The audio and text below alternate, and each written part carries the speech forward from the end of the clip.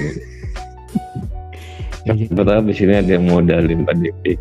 waduh, amin. Habis podcast, tolong dibantu modalnya hubungi Pak Bowo gitu. Kan kita nggak tahu, Tuhan memberi jalan berbagai macam cara kan. Yoi Pak. Makanya gelar Iya. tulis Super Bowl Aribowo SPSI. Isi Horas Bah nggak Pak? Jangan. Oke Pak, ada yang dengar the podcast dan mereka pengen sharing nih sama Bapak. Itu Bapak welcome gak sih Pak? Khusus wanita, laki saya enggak. Hey, gue Devi Putra dan lu lagi dengerin The Podcast.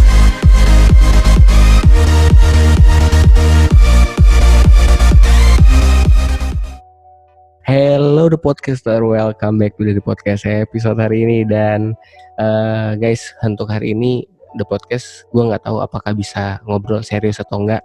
Karena ini orangnya sebenarnya orang penting banget gitu. Tapi gak tahu kenapa setiap kalau ngobrol sama narasumber gue sekarang itu pasti gak akan pernah berhenti untuk gak ketawa. Karena kita teman-teman udah mulai batuk kan, udah sombong itu udah kelihatan gitu loh. Dari batuknya udah sombongnya udah kelihatan gitu. Ya jadi buat teman-teman yang mungkin ada di seputaran Bali dan kalian bekerja di salah satu perusahaan retail, udah pasti kenal banget sama bapak yang satu ini. Dan bapak satu ini akan jadi narasumber gue selama beberapa menit ke depan, dan mungkin nanti kalian akan dapat beberapa tips dan trik bagaimana bisa menjadi seorang bapak ini ya gitu ya. Gue nggak ngerti dan nanti boleh manggil bapak atau enggak ya. Di sini kita udah kehadiran Bapak Super Bowl Aribowo SPSI. Gelarnya harus disebutin coy. Halo Pak. Halo, selamat malam Pak Deviara. Ini saya dipanggil Pak, malu saya Pak. Yang senior itu kan Bapak Pak. Kakek saya lebih senior. Kan udah belum apa-apa udah saya bilang saya nggak bisa nahan ketawa kalau udah ngomong sama Pak Bowo nih. Jadi Pak Bowo nih, kalau buat teman-teman yang bekerja di perusahaan retail yang ada di Bali mungkin udah nggak akan asing dengan Bapak ini, karena Pak Bowo adalah salah satu orang pentolannya lah gitu. Jadi kalau udah lihat Pak Bowo tuh orang-orang udah pada segen gitu, karena ya orang penting lah gitu ya Pak ya. Nih Pak Bowo, sebenarnya hari ini kita kan mau podcastan nih Pak. Ada beberapa hal yang menarik sih sebenarnya yang mau bahas Pak Bowo. Karena melihat satu, Pak Bowo itu punya background pendidikan seorang psikolog. Tentu banyak banget hal-hal yang berhubungan dengan ilmu kejiwaan pasti Pak Bowo udah mengerti banget. Apalagi kalau kita sering sharing, Pak Bowo tuh udah berkecimpung di beberapa perusahaan, dan perusahaannya nggak ada yang santai. Beberapa banknya bank ini Pak ya, bank dunia Pak ya, yang udah ada viral. Itu gimana tuh Pak melihat perjalanan sebagai seorang yang berkecimpung di dunia psikolog, bekerja di beberapa bidang perusahaan, dan itu kan ada yang perbankan, ada yang perusahaan minuman minuman cepat saji, retail, bahkan elektronik terakhir kalau nggak salah sebelum yang sekarang ya Pak ya. Itu gimana tuh Pak secara Pak Bowo nih, pengalamannya udah asam garamnya udah dapat banget lah.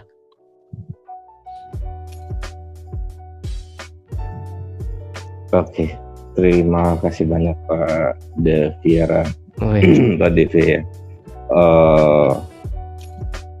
Kalau membahas masalah pekerjaan dari A sampai Z itu nggak ada habisnya. Jadi pekerjaan itu intinya sih kita harus mencintai seperti kita mencintai seseorang kekasih. Jadi ketika kita mencintai suatu pekerjaan, mau pindah company manapun, kita tetap di profesi kita yang sama, yaitu mengembangkan diri. Ketika kita sudah klik, mau dimanapun kita akan bisa menghadapi permasalahan yang ada. Tapi Pak, kalau misalnya kita ngomong nih Pak, yang namanya seorang psikologi pasti dasarnya nanti ending-endingnya akan menjadi seorang HR kan Pak ya pasti ya. Sebagian besar orang psikologi pasti akan berkecimpung di dunia HRD kalau kita bilang perusahaan.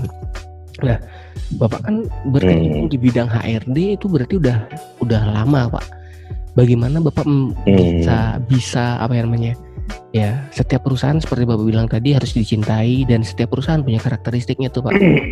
Nah, itu gimana caranya Pak sehingga Pak Bowo tuh bisa banget masuk ke semua lini itu gitu. Ya, yang awal saya bilang bahwa bekerja itu seperti kita bercinta.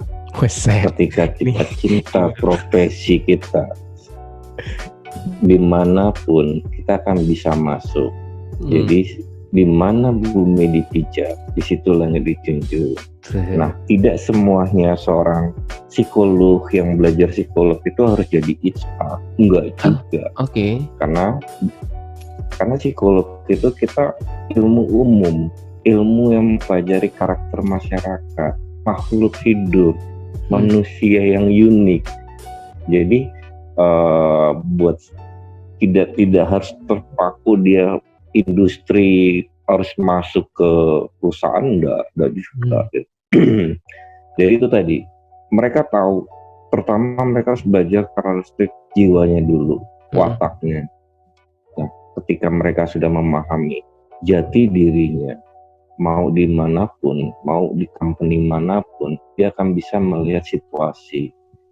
Jadi dia harus bisa membaca budaya dan karakteristik si company tersebut. Kalau dia sudah tahu pemetaannya, baru dia akan bisa berjalan.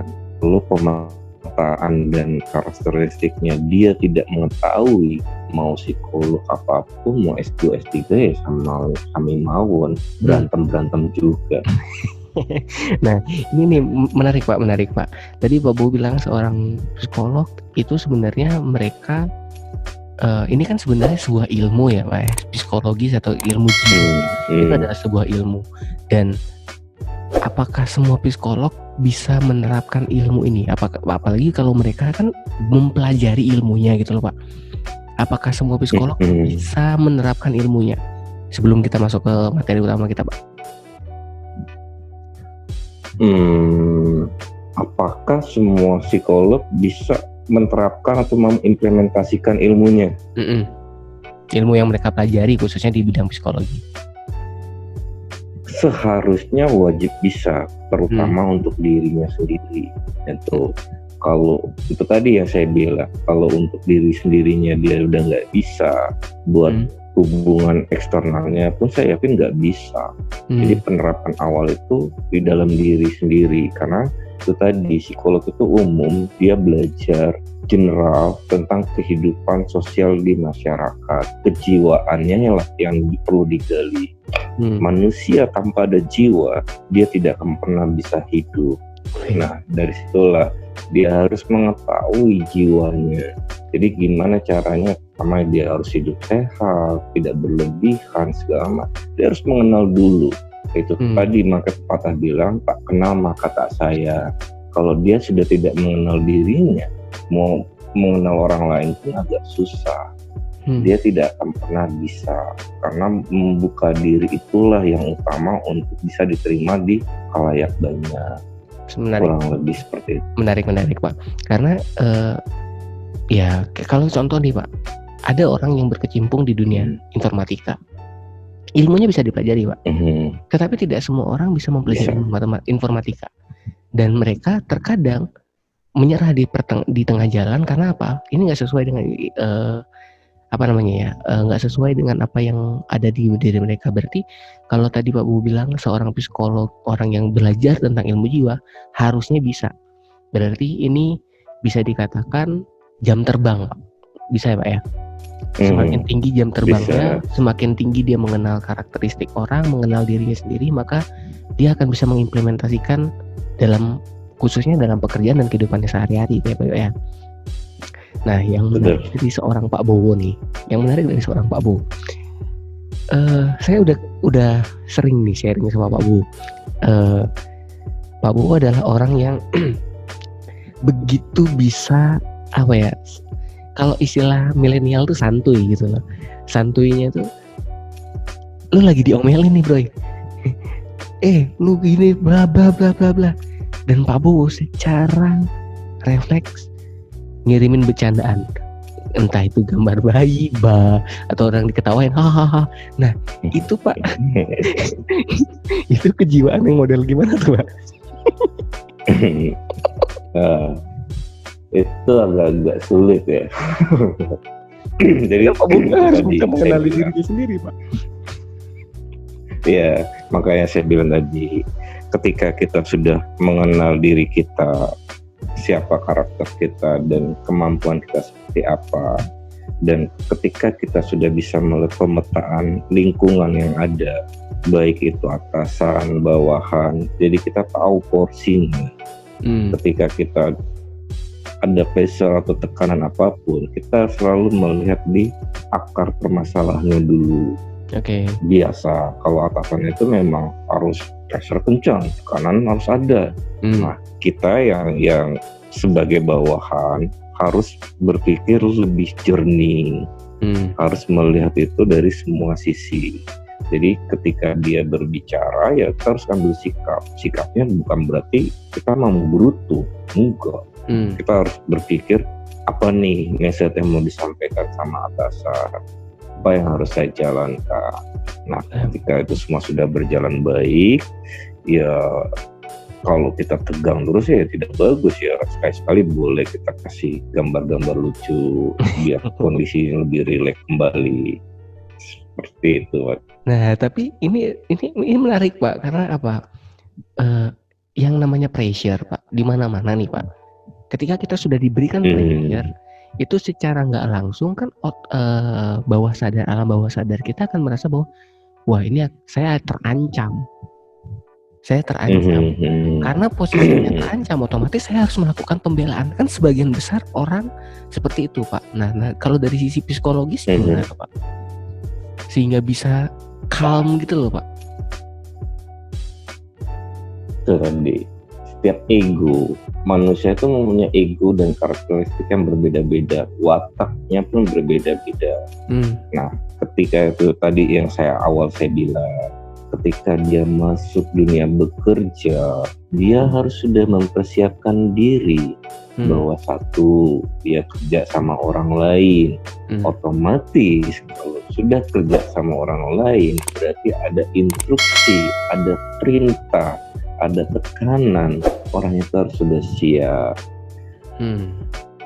Gimana caranya mereka bisa menyikapi? Nah, ketika orang itu hanya berpikir seorang pelamar kerja, masuk dunia kerja, dia hanya berpikir yang penting saya dapat gaji besar, otomatis ketika dia dikasih tekanan, dia akan kabur.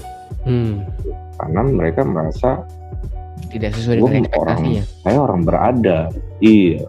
Akhirnya timbulnya seperti itu. Waduh, kayaknya nggak sesuai jalur gue nih. Waduh, bagiannya bukannya salah. Sebenarnya penempatan penyesuaian diri tadi lah yang belum dapat, sehingga performanya dia tidak kelihatan maksimal. Ya. Padahal sebenarnya si orang tersebut berpotensi, Pak, ya.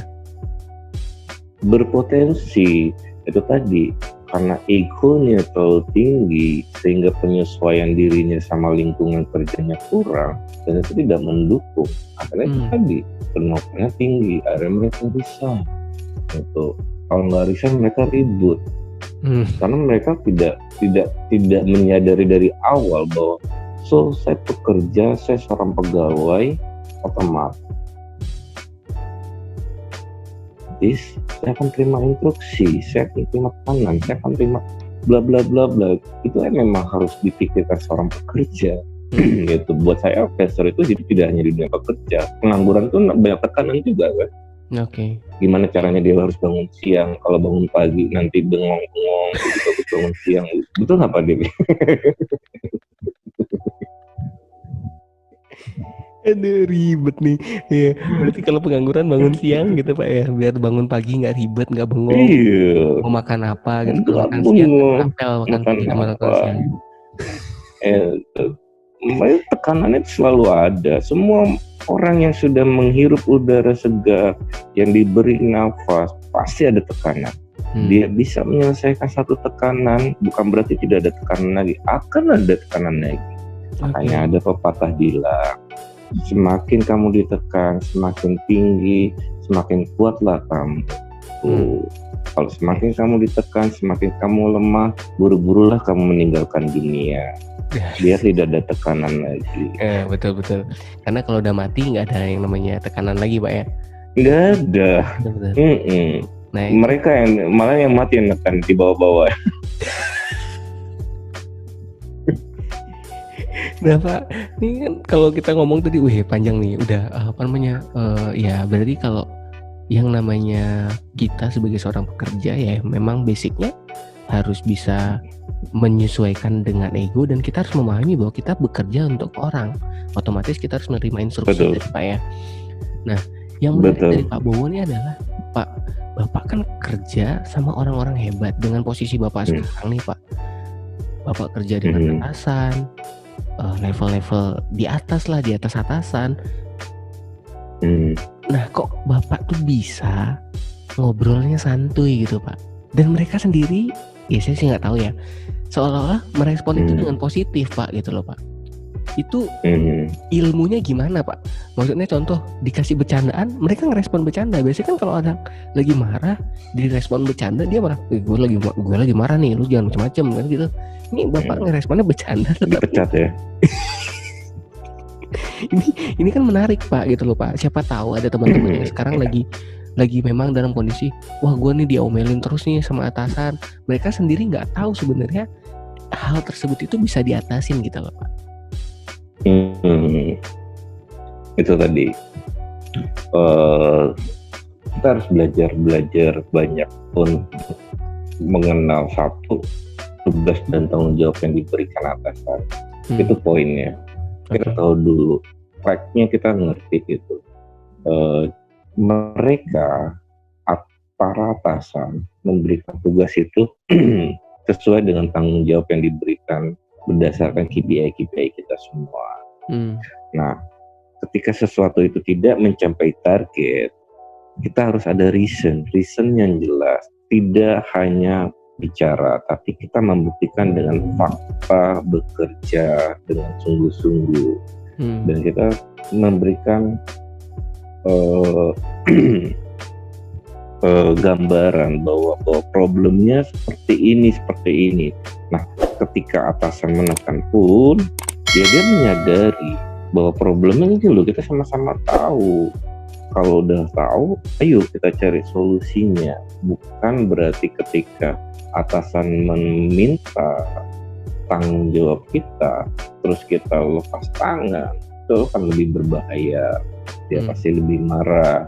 Nah, ketika kita sudah melakukan yang terbaik, berusaha semaksimal mungkin, dan kita ngasih reasonnya jelas, saya yakin atasan juga tidak akan marah. Dia akan tahu, oh iya sudah dikerjakan, berarti memang problemnya ini harus kita cari win-win solutionnya apa.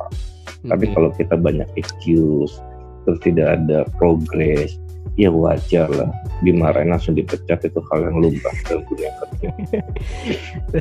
Tapi untuk menantang itu untuk memberikan tantangan untuk dikerjakan itu adalah hal yang menarik ya Pak sebenarnya Pak ya. Karena kalau tidak ada target, tidak ada tantangan, tidak ada pressure, itu tidak akan membuat seseorang jadi bertumbuh seperti yang Pak Bu bilang tadi, semakin kencang tekanan semakin tough Pak ya. Oke. Betul. Pak, ini kalau kita ngomong nih Pak tentang ya dunia profesional di khususnya psikologi dalam hal profesional menjadi seorang human resources. Human resources itu pasti berhubungan dengan banyak orang, dan yang paling penting adalah human resources itu akan berhubungan dengan orang-orang yang baru setiap kali, karena mereka adalah orang-orang yang akan menjadi garda terdepan dalam proses seleksi dan lain sebagainya. Nah Pak, bukan COVID ya? Ya. Saya kalau dengar garda-garda depan itu seperti COVID-19. Iya sih Pak. Tapi yang ini garda terdepan dalam rekrutmen Pak. Oke. Nah, yang menarik dari Pak Bowo kan beberapa waktu yang lalu tuh saya ingat banget Pak Bowo bilang, ada rekomendasi dari salah satu rekrutmen bilang, Pak ini orangnya hasilnya begini nih Pak, ya bisalah direkomendasikan. Tetapi dari mata Pak Bu, ini kayak nggak bener nih orangnya. Dan bener kejadian pada akhirnya nih orangnya nggak bener. Nah itu dasar yang digunakan apa Pak? Kok bisa sampai bisa memprediksikan jauh padahal Bapak dan tim itu adalah orang yang memiliki ilmu utama. Itu menarik tuh Pak. Apakah ini ada ilmu khusus? Bapak mungkin bertapa di mana gitu, di Bromo atau di Gunung Kawi atau Melukat? Oke. Memang itu harus ada pembelajaran khusus ya, dalam arti khusus semua orang yang mengambil kuliah psikologi mereka akan belajar mengenai diagnosa, akan belajar segala macam alat tes. Nah, ketika mereka belajar dan mereka akan praktek langsung. Nah, ini kembali lagi kepada jam terbang tadi. Ketika dia baku hanya berpatokan dengan teori, mereka akan tektokannya sampai di teori. Tapi ketika jam terbang tadi mereka sudah sering interview, sering melakukan wawancara, sering melakukan interaksi, sering melihat kondisi karakter dia, mengasah jati dirinya tadi, skillnya tadi, itu akan menjadi intuisi, instingnya kuat ya tuh. Jadi ketika si karyawan pelamar itu diberikan tes gambar, dia langsung bisa melihat, oh gambarnya seperti ini. Jadi ilustrasi itu akan jalan, akan dengan sendirinya dia akan memberikan gambaran-gambaran. Sebenarnya beda tipis ya antara psikolog sama dukun ya. Kalau dukun itu selalu memberikan nggak, ini serius bener. Beda tipis gitu. Ini beda tipis. Kalau kita ke dukun, kita tanya, saya ada problem bla bla bla bla bla. Dukun itu akan kumat kamit, kasih bunga, kasih air, suruh pulang, sembur. Kalau psikolog bisa dikategorikan paranormal, dia datang, dia dengerin, dia kasih solusi, dia kembalikan ke pasiennya mau berubah, semua akan kembali normal. Seperti itu. Jadi ada suatu perbedaan benda di sana. Kalau kita tidak ada benda yang terwujud, hanya berbicara, tapi itu tadi kita memberikan saran. Gitu. Kalau dukun kan memang diwajibkan, nanti airnya diminum ya, bunganya ditelan ya. Gitu. Tapi bedanya dibalik-balik sama. Iya, menarik sih Pak. Jadi ini adalah ilmu yang benar-benar kompleks sih sebenarnya, karena mempelajari sekian banyak karakter manusia yang ada di dunia, ditambah lagi dengan kalau saya tuh biasa ngasih analoginya tuh gini Pak. Ada 2 ekor sapi ditaruh di satu padang rumput, ya mereka keinginannya sama, yaitu makan rumput sampai habis atau makan rumput sampai mereka puas.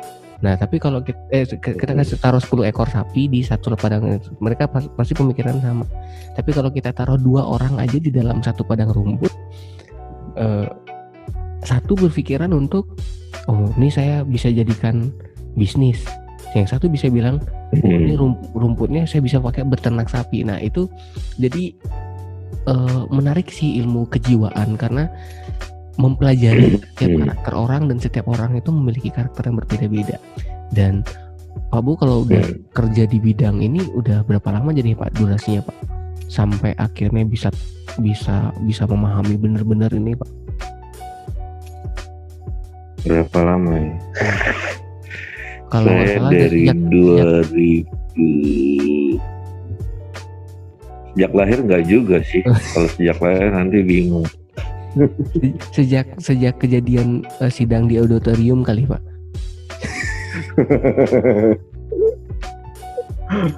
Ya memang saya sebenarnya suka mempelajari keunikan. Psikologi itu buat saya memang benar-benar unik gitu. Ketika ketika rasa ingin tahu kita tinggi, ketika rasa ingin tahu kita pengen kenapa sih manusia bisa hidup, kenapa sih manusia bisa napas sama dengan udara yang sama, kenapa sih mereka bisa jadi kaya, kenapa sih ada yang miskin, ketika timbul pertanyaan-pertanyaan seperti itu, itulah buat saya tuh memang pasti ada suatu ilmu yang mempelajari karakteristik, ilmu yang mempelajari kejiwaan. Jadi dari situlah saya coba mengelirik ilmu psikolog gitu. Memang awalnya orang awam tuh bilang psikologi itu adalah ilmu orang gila. Memang benar sih. Saya merasa kuliah itu berobat jalan gitu. Berobat jalan, jadi orang gila. Ya sekarang udah sehat gitu. Oh iya. Ini Pak, kalau gitu. Kita ngomong psikologi dari sisi profesional nih Pak. Banyak banget orang yang khususnya tamatan psikologi, mereka hampir sebagian besar yang saya kenal mereka bekerja di bagian HR dan itu profesional. Tetapi nggak menutup kemungkinan juga ada yang namanya orang yang psikologi tetapi mereka jadi semacam kayak psikiater yang khusus percintaan. Ada nggak Pak? Ada aja. Kalau memang bakatnya mereka sering bermain cinta. Wesel. Itu dia Pak. Maksudnya apakah ini metodenya nih kalau saya tanya secara global aja Pak ya, karena kan saya juga nggak tahu apakah Pak Bowo juga berkecimpung di sana gitu loh. Siapa tahu nanti Pak Bowo habis ini buka konsultasi nggak Pak untuk percintaan gitu, psikologi percintaan. Boleh, tapi khusus wanita. Kalau yang cowok saya nggak terima.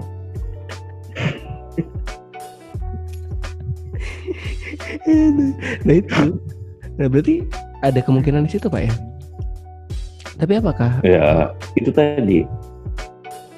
Memang psikolog itu tadi saya bilang, ketika dia telah membelajar karakteristik, dia mengenal wataknya, terutama dirinya dulu. Dari sana dia mau kemanapun tinggal enak. Ibaratnya orang sudah bisa bawa mobil, mau suruh bawa mobil apapun, mau matic, mau manual, mau mobil truk, pasti bisa. Itu tinggal gimana dia mengasahnya. Kalau memang tadi Pak DP bilang, wah saya mau jadi konsultan percintaan, bisa, karena dia terus mendalami, dia mempelajari, kalau ada case ini, orang ini sering ditampar sama pasangannya, karena efeknya ini, karena penyebabnya ini, ada lagi nggak? Dia belajar di sana. Akhirnya disitulah disebut dengan pakar. Kalau mereka nggak tahu, cuman kalau orang ini bilang enggak, kalau kamu lapar ya makan, semua orang juga udah tahu, itu jawaban awam kan. Kenapa kita harus makan? Itu yang dicari. Itulah yang membuat unik seorang psikolog sebenarnya. Itulah yang membuat antiknya seorang psikolog. Pendidikan profesi khusus? Enggak juga ya. Berdoa sama Tuhan. Wede, ini mulai nih keluar nih religi.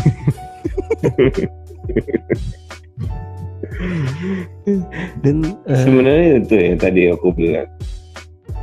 Gimana Pak? Gimana? Nah, yang tadi Bapak bilang gimana? Berarti harus memahami berbagai macam karakter orang dan kita harus tahu kecintaan kita terhadap sisi yang mana gitu Pak ya. Berarti betul. Ini kalau kita masuk ke dunia-dunia yang lebih aneh lagi nih Pak. Ada dunia tentang yang namanya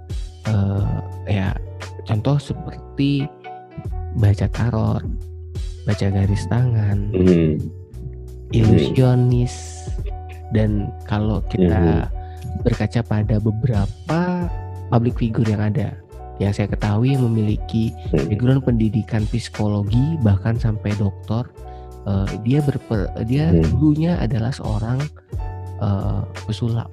Apakah ada potensi orang-orang yang psikologi bisa membaca tarot, garis tangan, bahkan mereka bisa membaca karakteristik orang hanya dengan melihat langsung? Oke. Itu tadi, kalau kita kembali ke awal, manusia itu diciptakan sama Tuhan itu sama, tidak dibedakan satu sama lain.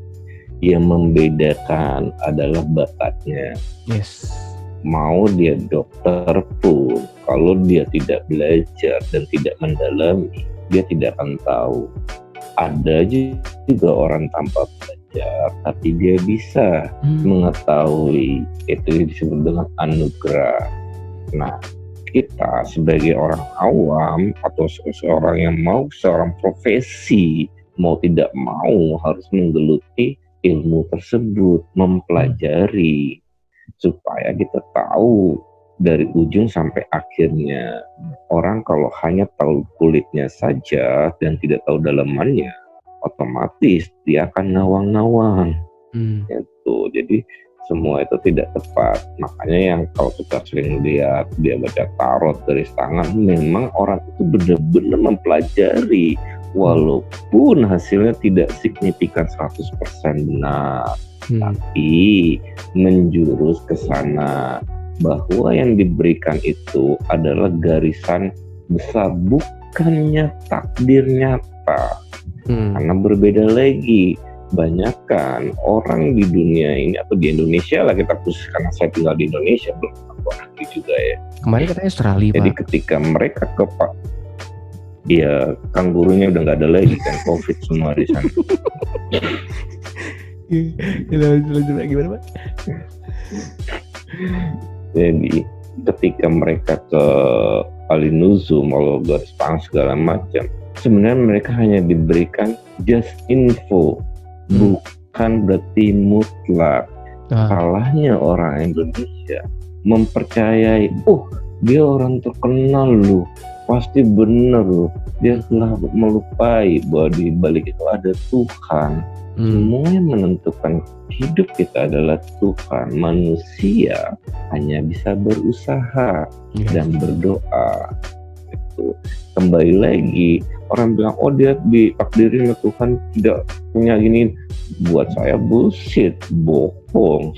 Ketika kita ada keyakinan, kita percaya, kita punya kemauan dan kita mau berusaha, Tuhanlah yang akan menyelesaikan sebagian urusan kita. Tuhanlah yang bisa memutarbalikkan dari fakta-fakta yang ada di bawah. Enggak, dia harus begini. Buat saya bullshit itu. Jadi fitrahnya kita sebagai manusia ya berusaha dan berdoa, tapi tidak boleh putus asa. Kebanyakan lagi orang merasa saya udah berusaha, saya udah berdoa, toh masih miskin. Ya, berarti masih ada yang bodoh, masih ada yang salah gitu. Berarti belum maksimal buat saya. Jadi buat saya itu semua orang bisa jadi ahli nuzum, ahli baca diagnosa apapun bisa semua orang. Karena itu tadi ketika dia mempunyai jendela hatinya bersih, saya yakin bisikan dari ilham yang diberikan sama yang maha kuasa itu kan dia akan dapat. Itu loh yang membedakan. Ketika mereka cuma hanya mengandalkan suatu teori A begini, teori B begini, ya saya pikir dia akan bentrok, timbulnya ego. Ya tuh kayak saya belajar psikologi, dibilang kiblatnya kemana? Ke barat. Ya kenapa ya, orang barat duluan lah yang menemukan ini, teori ini, praktek ini. Indonesia belum ada. Kalau sekarang orang Indonesia udah pintar-pintar semua, kita mau berkiblat kemana lagi? Contoh lagi yang sederhana, COVID. Pertama kali di mana? Iya, pertama kali dia berusaha nyari obatnya segala macam. Sekarang Amerika ada juga. Sekarang tinggal kita. Indonesia pun ada juga bisa menemukan, tapi belum ada. Akhirnya COVID makin bertambah. Menarik, Pak. Menarik. Gitu. Nah tadi kita udah ngobrol banyak banget nih, Pak. Tadi pertama kita ngobrol tentang dasar psikologis. Kemudian kita berbicara tentang psikologi dalam dunia profesional, akhirnya dunia psikologi dalam hal profesi. Dalam hal ini bukan hanya sekedar pekerja kantor, bahkan bisa jadi sebuah bidang bisnis baru. Nah, saya mau tanya nih, Bapak Bowo pribadi nih khususnya. Bapak kan udah berkecimpung di dunia profesional udah lama banget ya, Pak. Untuk next step, adakah sebuah adakah sebuah impian gitu, Pak? Maksudnya Bapak memang saya adalah orang psikologi dan saya pengen punya sebuah profesi yang khusus untuk apa yang sudah saya pelajari, ilmu saya yang pelajari selama ini. Jadi misalnya apakah Bapak mau buka impian aja sih Pak gitu, siapa tahu ya pensiun impian ya. Gitu ya. Oke. Dulu saya ada impian mau ngambil profesi, saking enaknya bekerja, saking bergeluh, pindah sana pindah sini, akhirnya profesi itu hilang dari bayangan. Ternyata sekarang usia makin bertambah ya, keinginan pun berubah lagi. Ya ada sesuatu yang belum memang pengen saya wujudkan, yaitu saya pengen buka biro konsultan. Oke. Dan buat saya biro konsultan itu memang saya yakin di tahun-tahun berikutnya, satu, banyak orang stres, kedua banyak orang yang butuh wejangan-wejangan seperti itu loh. Buat saya tuh konsultan yang memang universal, bisa ke semua lini, baik ke perusahaan, ke pribadi segala macam. Jadi buat saya kan hidup lah kalau kita punya biro konsultan yang memang benar-benar baik dan bisa mengikuti persaingan. Buat saya seperti itu, biro konsultan. Saya punya seorang trainer, saya bisa aja jadi nanti biro konsultan buat trainer. Saya punya orang-orangnya, saya tinggal subsidi orangnya, perusahaan-perusahaan. Saya kenal sama orang pajak, saya bisa juga masuk itu. Buat saya cukuplah kita punya biro konsultan, sederhana tapi wow. Menarik sih Pak, karena ya kan kita yang namanya bekerja kan itu pasti ada limit time-nya, atau tidak selamanya kita bisa. Betul. Beda dengan pegawai negeri sipil yang ketika mereka sudah pensiun sudah punya ya uang simpanan lah, untuk dana cadangan lah untuk mereka hidup selanjutnya. Nah, swasta pasti apalagi kalau kita ngomong seorang psikolog yang sudah istilahnya memahami ilmu kejiwaan, udah ngerti nih di level mana orang itu akan merasa dia baru belajar, di level mana dia sudah merasa dirinya bisa, di level mana dia akan masuk ke dunia yang wise atau bijaksana, dan akhirnya dia akan menentukan apa yang harusnya diambil kan. Berarti Pak Bo ini paket lengkap banget nih Pak, karena udah banyak tempat, udah banyak orang, bahkan kalau kita sering ngobrol ya, bahkan masih banyak tim-tim Bapak di luar sana yang masih sering kontak Bapak. Itu berarti kan artinya hubungannya sangat-sangat baik gitu loh Pak. Siapa tahu di kemudian hari akhirnya konsultan itu jadi, amin ya Pak ya, diajak aja. Amin. Siapa tahu di sini ada yang modalin Pak Dik. Waduh, amin. Habis podcast tolong dibantu modalnya Pak Bowo gitu. Kan kita nggak tahu, Tuhan memberi jalan berbagai macam cara kan. Yoi Pak. Makanya gelar tulis Super Bowo Aribowo SPSI isi Horas Bah nggak Pak? Jangan. Oke Pak, pertanyaan terakhir dari saya Pak. Bapak kan udah berkelana banyak tempat, bukan hanya Jakarta aja. Bapak sudah bahkan Bapak bilang udah Kalimantan, seputaran Jawa sudah, Bali. Mau sampai kapan kira-kira itu Pak? Apakah Bapak mau ada rencana untuk kembali, atau saya my life is adventure gitu, dimanapun saya akan hidup gitu? Akhir deh Pak.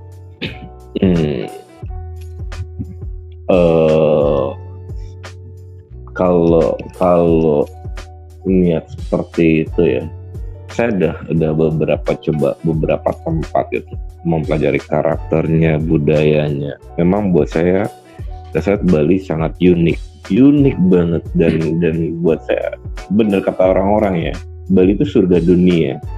Yang dalam arti surga dunia, dia memang benar-benar satu, masyarakatnya buat saya lokal, dan itu benar-benar bukan tidak ada di daerah lain, bukan tidak ada, benar-benar beda. Dan itu saya sempat berbicara sama pihak keluarga, ya kita habisin masa tua kita di Bali, gimana caranya kita ada usaha. Itu tadi maksud saya, kalau memang ada rezeki kita buka biro konsultan ya, kita bertahan di Bali, kita coba besarkan, karena buat saya kultur budayanya masih segar dan dia memang bagus buat saya. Kurang lebih sih seperti itu Pak Devi, tapi tidak menutup kemungkinan kalau ada tawaran lagi ya kena selai, terbang lah. Ya tapi kan maksud saya ya setidaknya kan Bapak selalu ngajarin tuh setiap orang harus punya visi dan misinya. Nah ini kan adalah hal yang menarik untuk ya siapa tahu yang Bapak dengar dengan kita ngobrol saat ini, oh ternyata menghadapi atasan yang dengan berbagai macam karakteristik atasan kita, ya kita harus bisa mengikuti, karena ego itu kita yang ngatur. Ditambah lagi dengan tadi bilang harus tahu ketika kita bekerja ya kita harus siap untuk diperintah, apapun perintahnya, walaupun perintahnya konyol ya kita adalah pekerja yang harus siap bekerja. Nah tapi jika kalau sudah merasa bahwa sudah tidak pantas, ya berarti silahkan movement atau buat satu gerakan baru gitu. Atau seperti tadi kita sebenarnya saya mancing-mancing Bapak dari tadi tuh biar orang yang denger gitu nyambung gitu loh Pak. Oh kerja di dunia perusahaan begini, akhirnya kalau nggak kuat ya udah ending-endingnya buat usaha sendiri. Pak Boja yang sebagai orang yang sudah tough dengan itu bisa bercandain direktur itu ya udah gila gitu. Cuman ada lu saya kenal orang kayak Bapak loh Pak, belum pernah loh. Masa orang direktur nanti banyak lah. Ya gitulah Pak.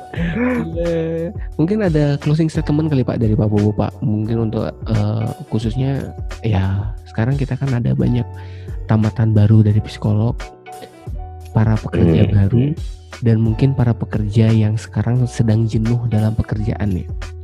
Mungkin ada tiga pesan gak Pak untuk tiga orang ini. Siapa tahu mereka adalah orang-orang yang mendengar ini, jadi ke depan itu kita dapat orang-orang positif yang memang tahu bagaimana cara memperlakukan diri mereka, karena mereka tahu bagaimana cara mengarahkan diri mereka. Oke. Saya general aja ya Pak Devi. Ya, jadi buat saya, untuk para kaula muda yang masih terbakar semangatnya ketika kita baru pindah transisi dari kuliah ke dunia kerja, memang cara teori dan praktik itu berbeda. Dan dari situlah mereka harus sudah siapkan mental. Itu tadi mentalnya buat saya, mereka harus paham bahwa kuliah dan bekerja beda sama sekali. Teori dan praktik berbeda. Jadi itu tadi mereka harus sadar dulu bahwa mereka bekerja dengan orang lain, secara otomatis pasti ada perintah, ada tekanan, ada goncangan. Gimana caranya mereka yang baru-baru ini atau yang sudah stay pun ya mereka harus tough, harus clear bahwa saya pegawai, saya akan siap terima instruksi kapanpun dan dimanapun selagi itu masuk dalam track dan tanggung jawab kita. Itu. Jadi ketika kita ada problem pun dalam dunia bekerja, kita harus berpikir jernih. Jangan kita masuk dalam permasalahannya, tapi kita harus ada di luar masalah itu. Gimana caranya? Kita bisa melihat dari semua sisi. Kalau kita masih mengandalkan ego, kita akan melihat dari satu sudut pandang. Begini, akhirnya bentur. Tapi kita harus universal. Kita harus melihat dari semua sisi. Oh budayanya di sini begini ya.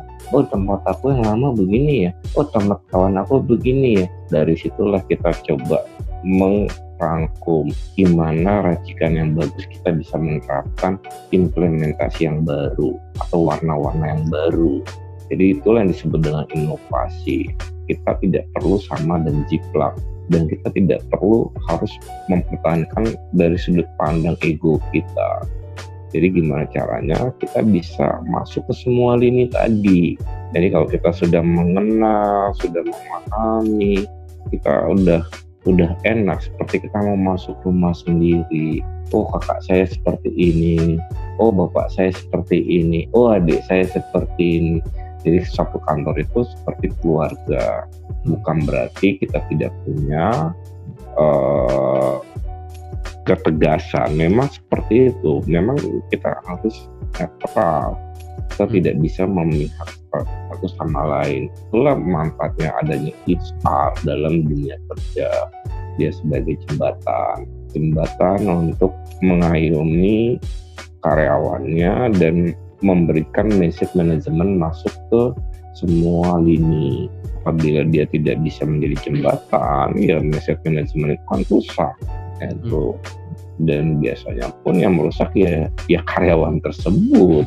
Makanya gimana caranya supaya tidak rusak sama sekali. Mau nggak mau itu tadi, kalau di kantor dibilang namanya ada office politik. Gimana caranya office politik itu tidak menyinggung dan tidak melukai siapapun, walaupun itu diterapkan semua dunia kerja sama. Tuh. Jadi ketika kita ada masalah, satu poinnya gimana caranya kita bisa melihat akar permasalahannya.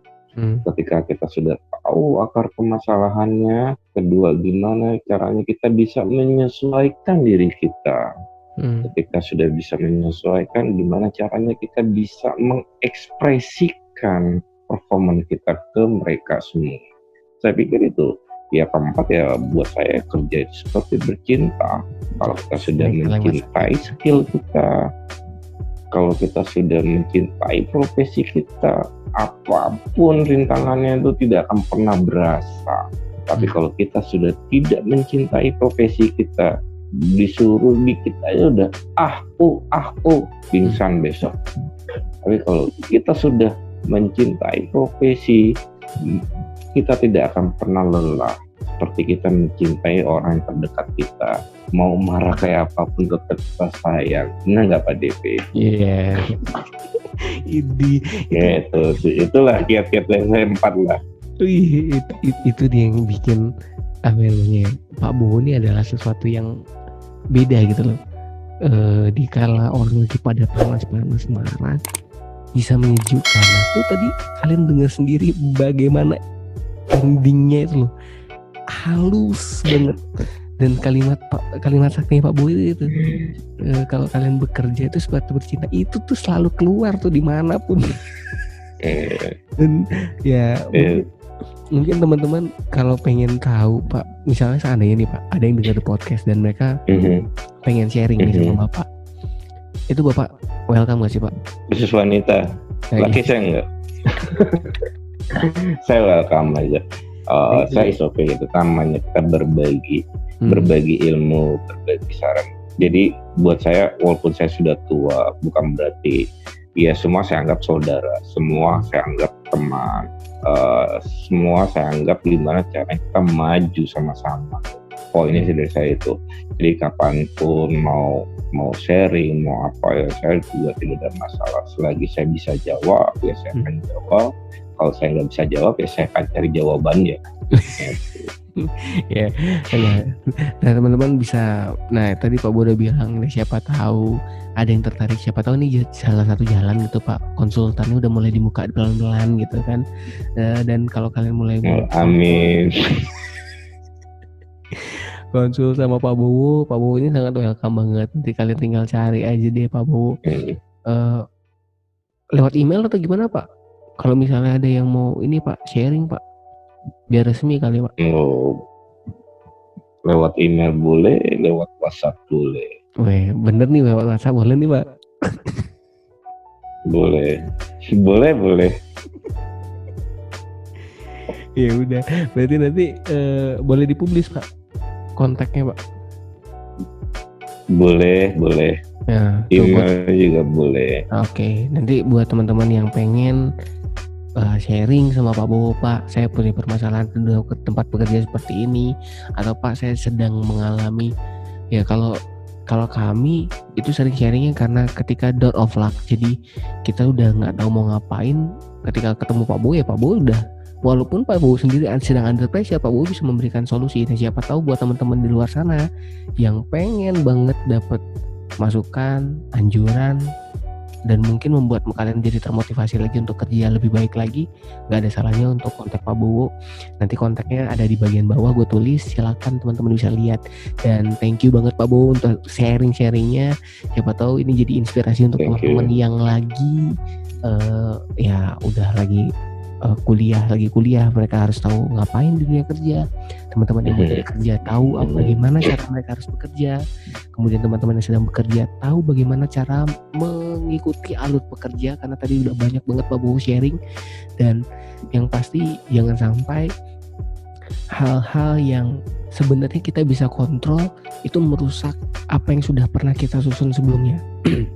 Karena kalau kata istilah bilang, jangan sampai gara-gara nilai setitik rusak susu sebelah. Nggak, itu benar-benar parah. Nanti kalian akan selamanya diingat buruknya, karena sekali orang berbuat buruk akan gampang diingat, tetapi kalau orang udah berbuat kebaikan itu agak susah untuk diingat. Makanya sebisa mungkin buat teman-teman di podcast yang udah dengar sharing dari Pak Bowo hari ini bisa menjadi termotivasi lagi, dan kita menjadi lebih positif lagi. Bukan positif COVID tapi ya positif untuk dunia-dunia selanjutnya.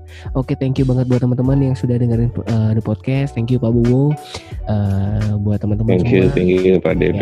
Ya, jangan lupa untuk dengerin the podcast. Bisa kalian dengar stream di YouTube, kalian bisa search DP Putra the podcast, atau kalian yang punya Spotify atau Anchor, kalian bisa cari the podcast, DPODCAST ya. Jadi kalian bisa dengar stream sambil di motor, sambil di mobil, kalian bisa stream dengar bagaimana obrolan-obrolan the podcast. Ya, kita berharap sih obrolan inspiratif yang akan kita keluarkan, jadi semua orang bisa menjadi positif dalam kehidupan sehari-hari. Oke, thank you guys buat episode hari ini. Sampai ketemu di episode selanjutnya. Bye. Terima kasih udah dengerin. Sampai ketemu di The Podcast selanjutnya.